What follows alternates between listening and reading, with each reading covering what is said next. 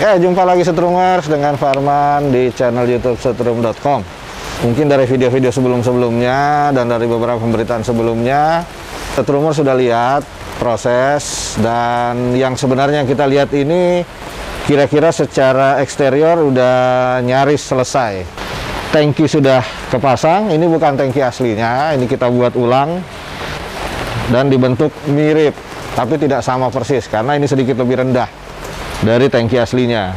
Dalam proses ngebangun KTM hidup memang tidak 100% lancar. Kalau kita ingat sebelumnya, di awal hidup, penyelesaiannya hidup itu bertepatan dengan ada lomba drag bike di Lanud Rumpin.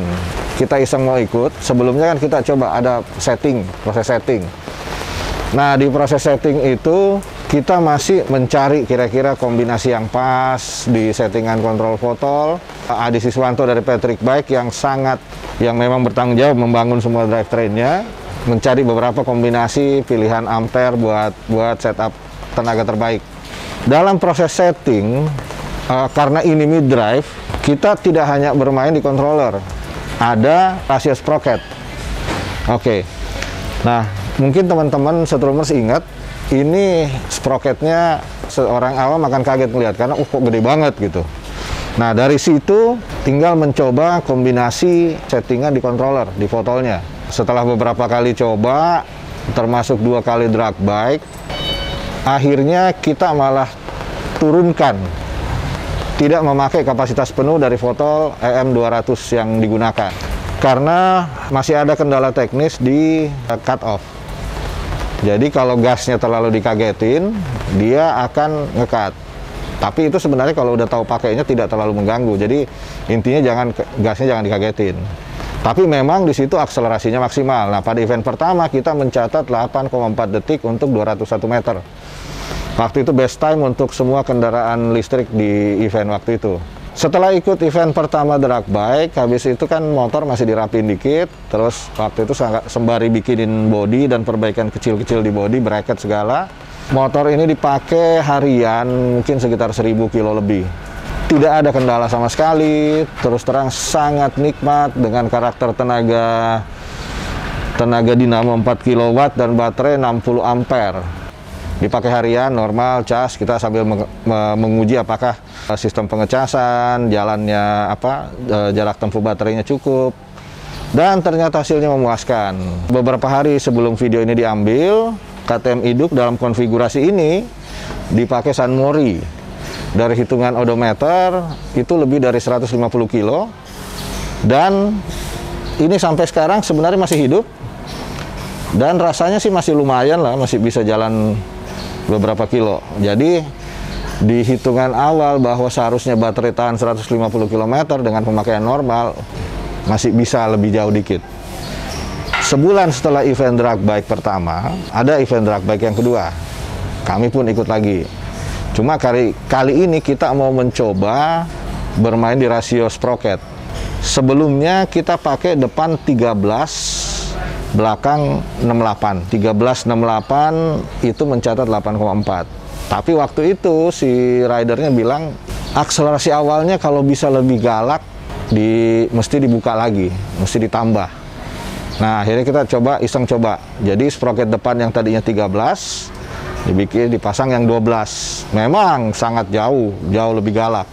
Tapi ternyata itu tidak cocok ketika kondisi drag bike dan sebenarnya tidak terlalu efektif untuk harian. Kenapa? Karena dengan rasio yang lebih ringan, memang akselerasi luar biasa, tapi RPM atas akan tertahan. Setelah itu kita coba naikin malah jadi 14, lebih berat. Teman-teman Setrumers, rasanya itu kombinasi yang paling pas. Rasanya top speed itu akan lebih jauh, dan memang ketika kita pakai harian, akselerasi tetap bawah RPM rendahnya jadi lebih jinak, tapi tetap kenceng, tetap jauh lebih cepat dari motor-motor yang kita ketemuin di jalan. Nah, enaknya lagi karena rasionya lebih berat, dari kecepatan 80 ke 120, 130 itu sangat mudah, sangat cepat. Nah, satu beruntungnya Mungkin kalau teman-teman Setrumers ingat yang kita omongin kenapa kita pilih KTM Duke sebagai basis, karena konfigurasi suspensi WP, sasis itu memang sudah merujuk high performance. Biar lebih mudah paham, jadi ini kombinasi tenaga dan handlingnya ini sudah ideal buat kami. Jadi dipakai harian, akselerasi cepat gampang, nyalip gampang, dipakai nikung agresif kiri kanan, rebah-rebahan oke banget. Karena memang bawaan aslinya begitu. Ya mungkin teman-teman kalau ada yang ketemu di jalan seputaran BSD atau dari sini ke Bekasi ketemu akan sering lihat kali. Satu-satunya KTM Duke yang nggak ada suaranya. Kita ini dalam posisi sekarang ketika waktu pengambilan akan mau mengikuti event drag bike yang ketiga. Sekaligus menguji apakah time-nya dengan rasio gear 14 ini lebih bagus atau lebih jelek dari yang sebelumnya. Kami sih berharap lebih bagus, karena memang tengah ke atasnya bagus. Nanti tinggal tunggu ya laporan-laporan kami. Kami akan sampaikan terus, kami akan ceritakan bagaimana perkembangan KTM Duke. Masuk 8 ya, masuk 8 nih. Udah apa?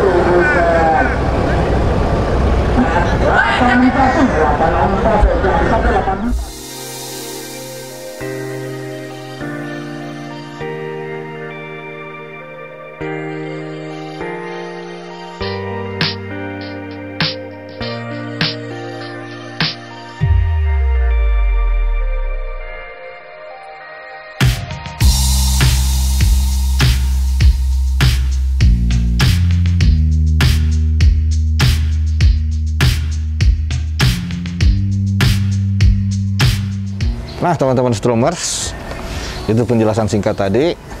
Jangan lupa like dan subscribe channel kami. Like video ini kalau ingin mengikuti terus perkembangan soal KTM Duke Setrum.com. Oke, sampai jumpa di video berikut.